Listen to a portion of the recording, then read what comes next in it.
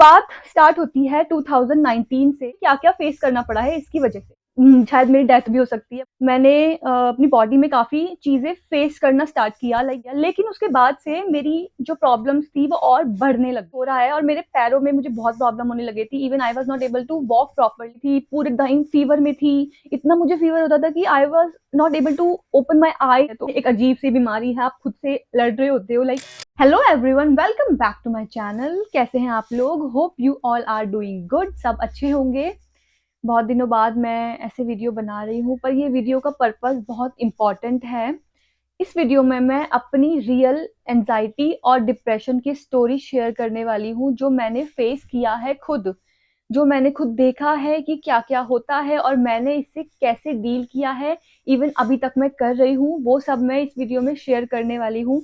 ये वीडियो बनाने का पर्पस सिर्फ यही है कि जो लोग मेरी तरह इन चीज़ों से जूझ रहे हैं, आई नो इंडिया में बहुत सारे ऐसे लोग होते हैं जो इन सब चीज़ों से जूझ रहे हैं, बट मैं ये चाहती हूँ कि मैं अपना एक्सपीरियंस शेयर करूँ, ताकि उन लोगों को जो इस प्रॉब्लम से जूझ रहे हैं, जो अब इस प्रॉब्लम में हैं, उनको थोड़ी बहुत अगर हेल्प हो जाए तो मुझे बहुत अच्छा लगेगा।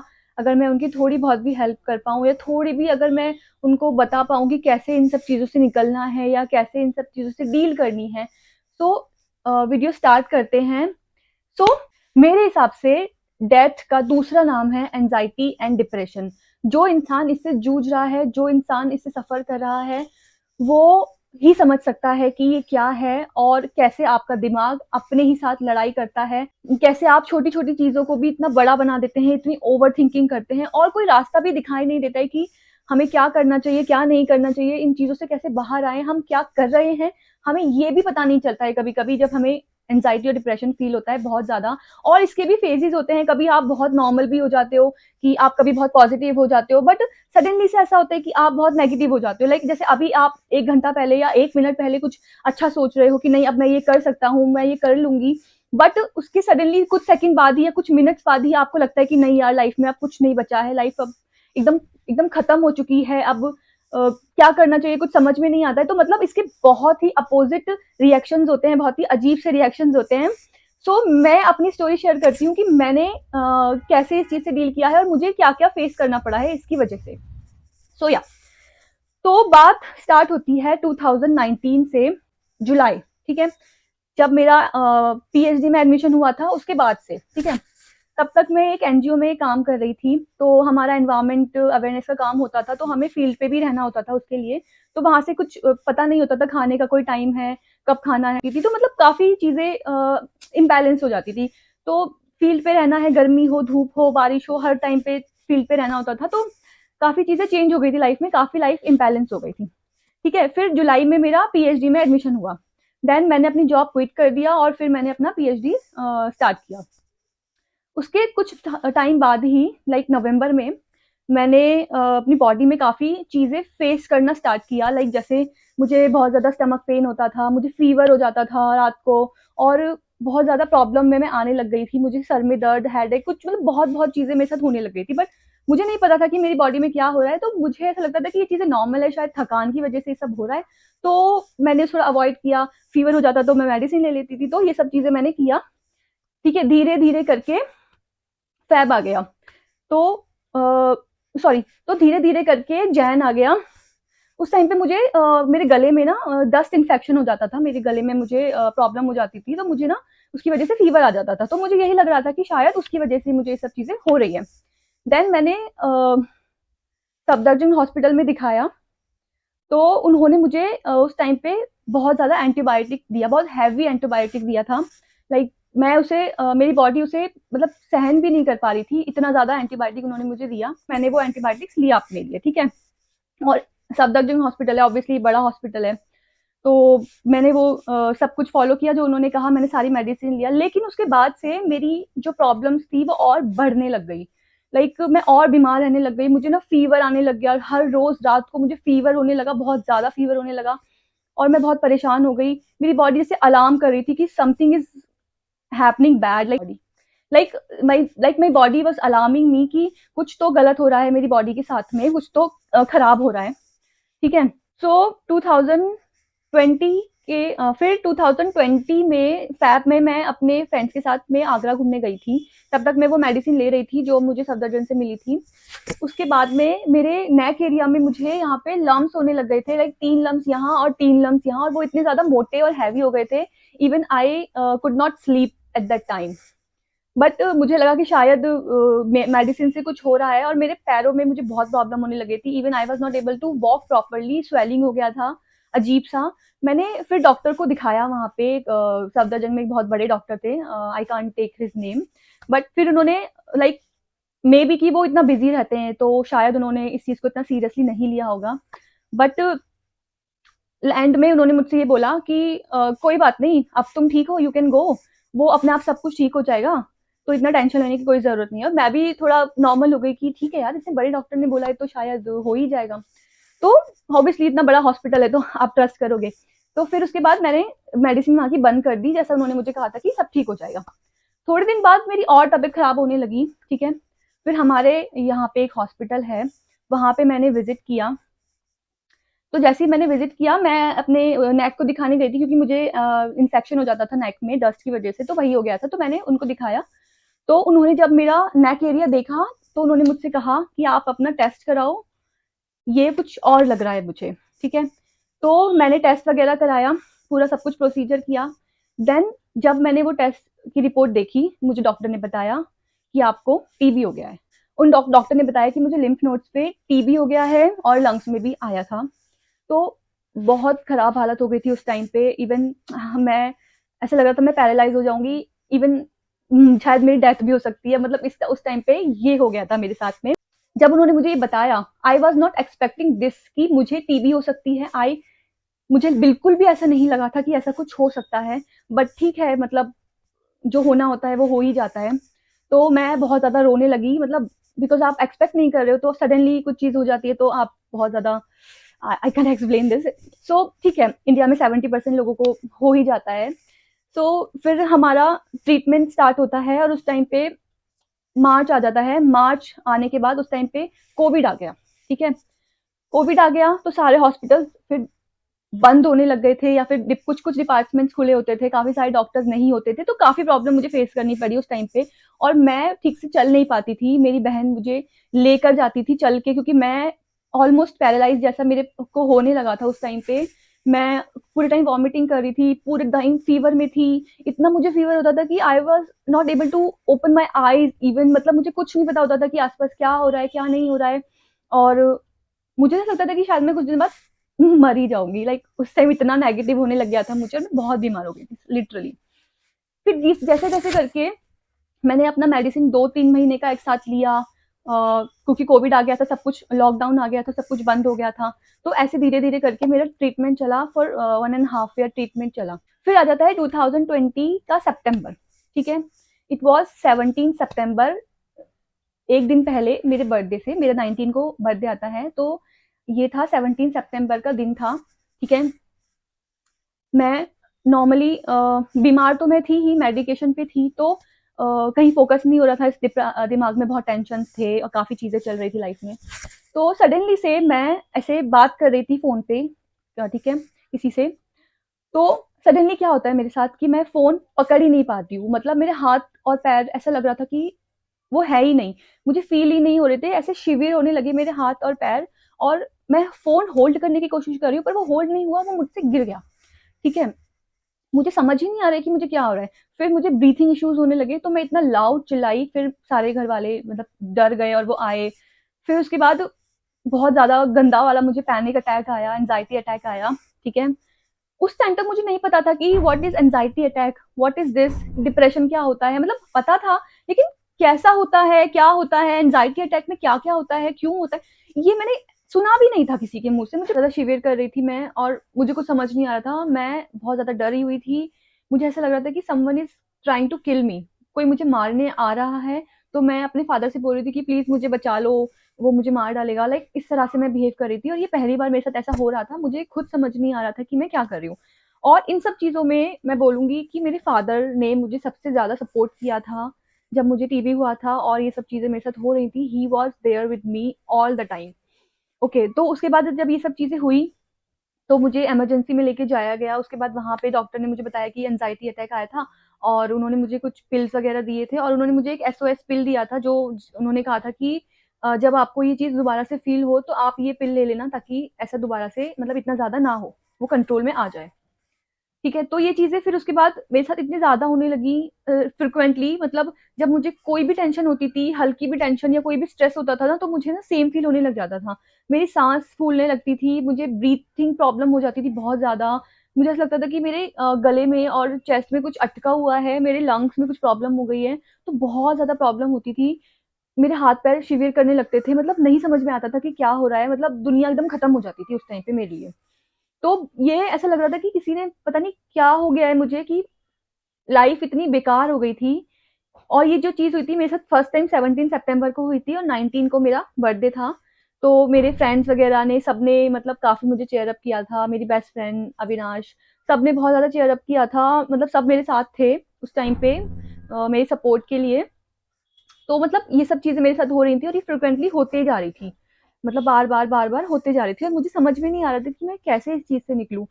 फिर एक टाइम पे ऐसा होता था कि जब मुझे पैनिक अटैक आता था और जब मैं वो मेडिसिन लेती थी तो 2-3 दिन तक मेरा सर घूमता रहता था। मुझे ऐसा लगता था कि मेरे सर में कुछ भारी-सा कुछ रखा हुआ है और मैं ठीक से अपने माइंड को प्रोसेस नहीं कर पा रही हूँ। मैं कोई चीज़ फ़ोकसली देख नहीं पा रही हूँ या सब कुछ ऐसे-ऐसे गोल-गोल घूम रहा है। मतलब ऐसा मुझे फ़ील होता था। बहुत हैवी हेड में बहुत ज़्यादा फ़ील होता था मुझे उस टाइम पे।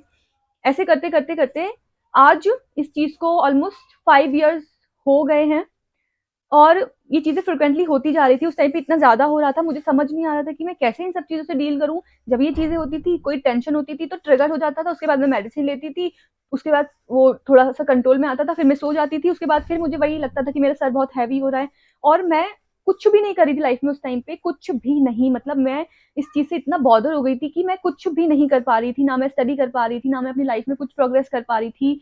सब कुछ जैसे रुक सा गया था। मैं इवन इतना ज़्यादा हो गया था ना कि सुसाइड करने का मतलब भी मन करता था। Even I have tried 3 times. मैंने 3 टाइम किया है कोशिश। मतलब मैं किसी को ये बोलूँगी कि ऐसा किसी के भी मन में आ रहा है तो ऐसा कभी सोचना भी मत। लेकिन जब आप एंग्ज़ायटी में होते हो आपको नहीं पता होता है कि आप कर क्या रहे हो, आपके एक्शंस कैसे हैं और सामने वाला उससे कैसे डील कर रहा है। आप तो कर ही रहे हो बट आपके सामने जो इंसान है, जो आपका पार्टनर है या जो आपकी फैमिली मेंबर्स हैं, आपके फ्रेंड्स हैं, वो भी उस चीज़ से डील कर रहे होते हैं। उनको एक टेंशन होती है कि भाई इसको एक तो इस प्रॉब्लम से बाहर लाना है, दूसरा कि उनको बुरा लग रहा होता है। हम सिर्फ़ हम हमारे बारे में ही सोच रहे होते हैं। इवन हम कुछ सोच ही नहीं पा रहे होते हैं कि हमें फ्यूचर में क्या करना है, क्या नहीं करना है। मतलब कुछ कुछ डिसाइड नहीं कर पाते हम लोग। हमें सिर्फ़ टेंशन होती है, सिर्फ़ डिप्रेशन रहता है, कुछ करने का मन नहीं करता, उठने का मन नहीं करता। ऐसा लगता है कि लाइफ़ में कोई कोई मोटिव ही नहीं बचा है। मतलब उठते वक़्त ऐसा लगता है कि लाइफ़ एकदम खत्म हो चुकी है, उठने का कोई पर्पज़ ही नहीं है और सिर्फ़ सोते रहो पूरे दिन। सो सो बहुत ज़्यादा ये टफ़ सिचुएशन होती है। तो एक अजीब-सी बीमारी है, आप खुद से लड़ रहे होते हो। Like even I can't tell this. तो अब मैं ये बताऊँगी कि मैंने इन सब चीज़ों से डील करने की कैसे कोशिश की। मैंने कैसे इन सब चीज़ों से बाहर आने की कोशिश की, जिसमें बहुत ज़्यादा मेहनत लगी है मुझे, ये सिर्फ़ मैं ही जानती हूँ। सो सो या अ, ये सब चीज़ें जब हो रही थी, तो सबसे पहले मुझे जो-जो समझ में आया मैंने वो सब किया इससे डील करने के लिए। जैसे कोई भी इंसान होगा नॉर्मली वो कहाँ जाएगा? सबसे पहले वो एक साइकियाट्रिक के पास जाएगा, ठीक है? मैं वहाँ गई, मैंने मेडिसिन स्टार्ट किया, ठीक है? वो मेडिकेशन लेने के बाद में मैं पूरे दिन सोती थी, ठीक है?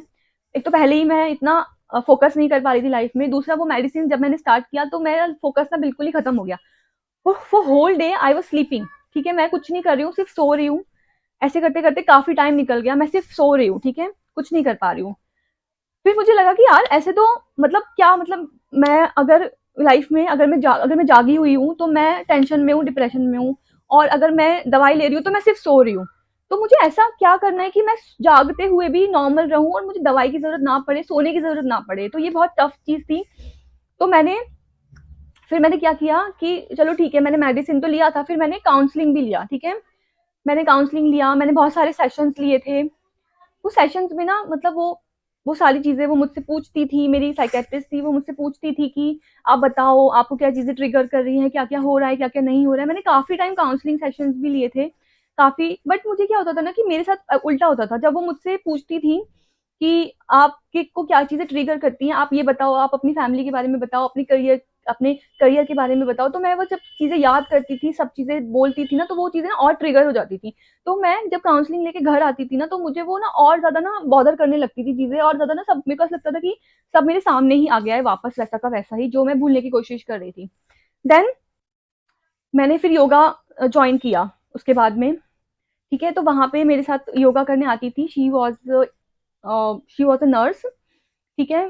तो उन्होंने मुझसे कहा कि आप मेडिसिन मत लो, मेडिसिन से कुछ नहीं होगा, आप खुद से चीज़ें ठीक करने की कोशिश करो, वो ज़्यादा बेटर रहेंगी।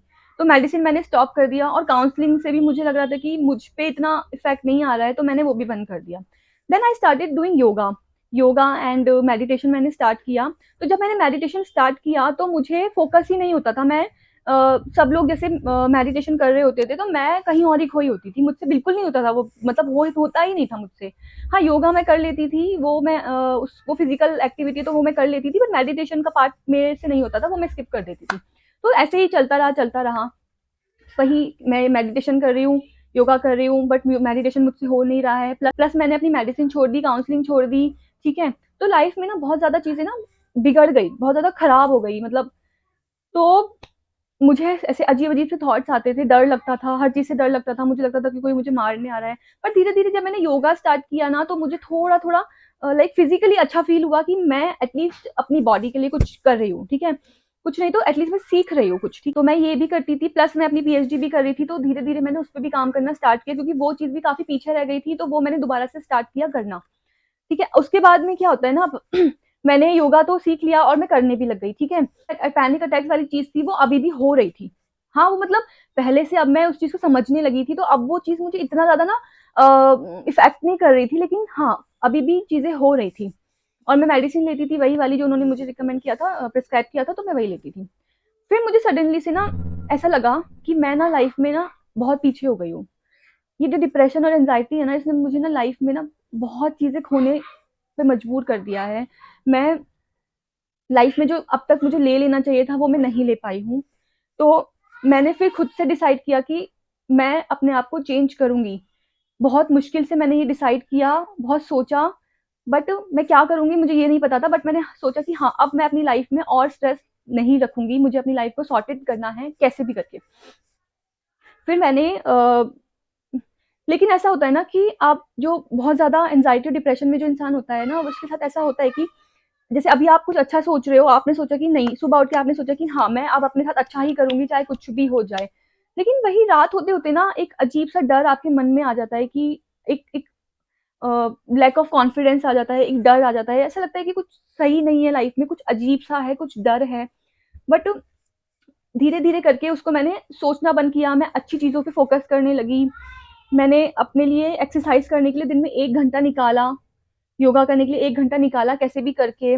प्लस मैंने मेडिटेशन भी थोड़ा-थोड़ा स्टार्ट किया, वो नहीं होता है तो लेकिन आपको करना चाहिए। मैंने खुद को चैलेंज किया कि मैं एक्सरसाइज़ करूँगी, दिन का 1 घंटा करूँगी, चाहे मुझे मुझे डांस करना बहुत अच्छा लगता है, तो मैं योगा नहीं कर पाती थी, जैसे मुझे मन नहीं करता था कि आज मुझे एक्सरसाइज़ नहीं करनी है, तो मैं क्या करती थी, मैं डांस करती थी उस 1 घंटे में। तो मतलब कहने का मतलब ये है कि उस 1 घंटे में मैं बस फिज़िकल एक्टिविटी करती थी और कुछ नहीं करती थी, और अभी भी मैं वो चीज़ करती हूँ, ठीक है? तो उससे आपको ऐसा लगता है कि आपके माइंड में सबसे पहले कि आप फिज़िकल एक्टिविटी कर रहे हो, आप अपने लिए कुछ कर रहे हो, तो वो माइंड में क्लिक होती है, तो वो आपको अच्छा फ़ील कराती है। सेकंड, मेडिटेशन के लिए मुझे लगता है कि पहले आपको 1 मिनट स्टार्ट करना चाहिए, ठीक है? फिर अगले दिन 2 मिनट रखो, फिर पूरे हफ्ते अगर आप 2 मिनट भी करोगे ना, तो धीरे-धीरे, धीरे-धीरे करके ना आपकी कैपेसिटी, आपकी टाइमिंग बढ़ जाएगी मेडिटेशन करने की, और मेडिटेशन करने के बाद में जो सुकून आपको मिलता है ना, वो किसी भी चीज़ से बढ़ के होता है। आप जो लोग इस चीज़ से जूझ रहे हैं, करके देखो। मुझे भी पहले लगता था कि यार नहीं होता ये सब कुछ, फालतू की बातें हैं, ये सब चीज़ें वैसी की वैसी रहती है, बट ऐसा नहीं है। मुझसे काफ़ी लोगों ने बोला कि मेडिटेशन करो, करो, करो, बट मैंने उस टाइम पे मुझे इतना समझ नहीं आया, बट जब मैंने खुद से स्टार्ट किया और सोचा कि मुझे लड़ना है इस चीज़ से, मुझे अब और चीज़ें नहीं चाहिए ऐसी खराब अपनी लाइफ़ में, तो मैंने जब स्टार्ट किया, बहुत मुश्किल हुई, मन नहीं करता था, लेकिन फिर किया, और धीरे, धीरे, धीरे करके चीज़ों में चेंज आया। अब मेरे अंदर काफ़ी पॉज़िटिविटी आ गई है, अब मैं उतना ज़्यादा नहीं ओवरथिंकिंग करती हूँ। इवन मेरे माइंड में कुछ गलत थॉट्स अगर आते भी हैं, तो मुझे ऐसा लगता है कि उसे करके भी क्या हो जाएगा? कुछ नहीं होगा, सब वैसा का वैसा ही रहेगा। कुछ फ़र्क नहीं पड़ेगा किसी को भी, बट आपकी लाइफ़ बहुत प्रीशियस है, तो उसको वेस्ट ना करते हुए हमें अपने आप को चेंज करना बहुत ज़रूरी है। तो जो भी इस चीज़ से जूझ रहे हैं प्लीज़ समझो, जैसे मैंने समझा है कि लाइफ़ का एक-एक पल बहुत इम्पोर्टेंट है और ये दोबारा नहीं मिलेगा, वापस नहीं आएगा। तो इसको समझने की कोशिश करो और इसे जीने की कोशिश करो, खुश रहने की कोशिश करो और पॉज़िटिव सोचो। सुबह उठ के आप मेडिटेशन करो, मैनिफेस्टेशन करो, अच्छी-अच्छी चीज़ें सोचो अपने मन में कि मुझे ये चाहिए, मुझे वो चाहिए, मैं ऐसा कर सकती हूँ या कर सकता हूँ। तो वो चीज़ें होंगी आपकी लाइफ़ में। मतलब कि पॉजिटिविटी अगर आप अपने दिमाग में लाओगे तो पॉजिटिविटी आपके लाइफ में भी आएगी, ऐसा मुझे लगता है। जैसे मैंने कैसे स्टार्ट किया, मैं अपने आप को चैलेंज करती हूँ कि आज मुझे सूर्य नमस्कार करना है, इतने राउंड्स करने हैं या इतनी बार करना है, आज मुझे इतने 1 घंटा योगा करना है या 1 घंटा डांस करना है तो करना है, ठीक है।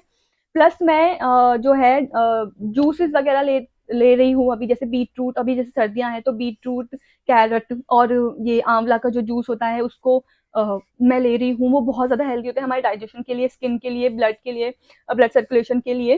तो ये भी आपको ज़रूर लेना चाहिए, अच्छी डाइट लेनी चाहिए, हेल्दी खाना खाओ पर पोर्शन कम करो, लेकिन अच्छा खाना खाओ, मतलब लेस ऑयल, जितना आप ऑयल कम कर सकते हो, शुगर कम कर सकते हो अपनी लाइफ से उतना करो। अच्छा, एक चीज़ और है कि हम अपनी बॉडी तो स्लिम कर सकते हैं through exercises, yoga and dancing, but हमारे फेस का क्या? जैसे अभी मैं कुछ टाइम से पीएचडी के काम में बिजी थी तो ज़्यादा मैं वर्कआउट नहीं कर पा रही थी, जो मेरा फेस था उस पे डबल चिन आ गए थे। तो हमें काफ़ी सारी एक्सरसाइजेज पता होती हैं फेस के लिए भी, बट हमें प्रोफेशनल वे में कौन है जो बताएगा कि हमें सही तरीके से कैसे फेस एक्सरसाइजेज करनी है, कैसे हम अपना फेस स्लिम बना सकते हैं, वो भी बहुत ही कम टाइम में। हमारे फेस में 40 प्लस मसल्स होती हैं, जिनको एक्सरसाइज की ज़रूरत होती है, ये तो हम सबको पता है। तो मुझे मिला है एक ऐसा ऐप जिसने बहुत अच्छे से काम किया है, मेरे लिए स्पेशली, और आपके लिए भी ज़रूर करेगा। उस ऐप का नाम है फेस योगी ऐप। ये जो ऐप है ना, ये एक मैजिक की तरह काम करता है। अगर आपको परफेक्ट जॉ लाइन चाहिए, अगर आपकी डबल चिन है, या फिर कभी-कभी हमारी आँखें जो होती हैं वो ड्रूपी हो जाती हैं, ज़्यादा स्क्रीन यूज़ करने से या एजिंग की वजह से भी, तो अगर आप चाहते हैं कि आपकी आई डिफाइन हो जाए, तो ये ऐप आपकी बहुत अच्छे से मदद कर सकता है और स्किन ग्लोइंग वो तो गारंटेड हो जाएगी। ये सब चीज़ें आप कर सकते हैं बिना किसी बोटॉक्स, फिलर और इंजेक्शंस के, वो भी इतने कम टाइम में।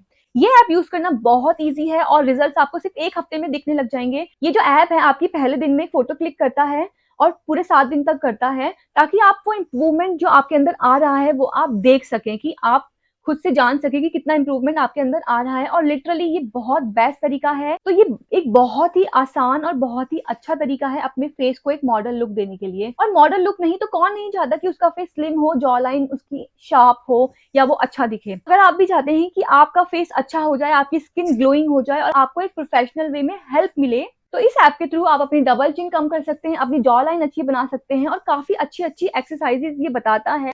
ये जो आपको करने में बहुत मजा भी आएगा और इजीली आपका फेस फैट कितना कम हो जाएगा ना, ये आपको पता भी नहीं चलेगा, वो भी इतने कम दिनों में। और आपकी आईज, जो मुझे लगता है कि सबको करना चाहिए आईज डिफाइन करने के लिए, तो वो एक्सरसाइजेज ये बताता है। ये एक्सरसाइजेज करने के लिए आपको किसी पर्टिकुलर टाइम या पर्टिकुलर प्लेस की भी जगह नहीं है, आप जहां बैठे हैं जब चाहें आप ये एक्सरसाइजेज कर सकते हैं, वो भी बड़ी आसानी से। तो मैं रिकमेंड करूंगी कि आप ये ऐप जरूर डाउनलोड करो और मुझे बताओ कि आपको कैसा लगा, कितना फर्क आपको दिखा है। और अगर आप मेरा प्रोमो कोड जो कि शिरीन है, जो कि मैं यहाँ पे मेंशन कर दूंगी, उसको यूज करते हैं तो इस पे आपको 50% तक डिस्काउंट भी मिल सकता है। तो डाउनलोड करके बताना कि कैसा लगा, और अगर लिंक चाहिए तो मैं इसको डिस्क्रिप्शन बॉक्स में ड्रॉप कर दूंगी। और फर्क खुद देखो, वो भी बहुत ही कम टाइम के अंदर अंदर।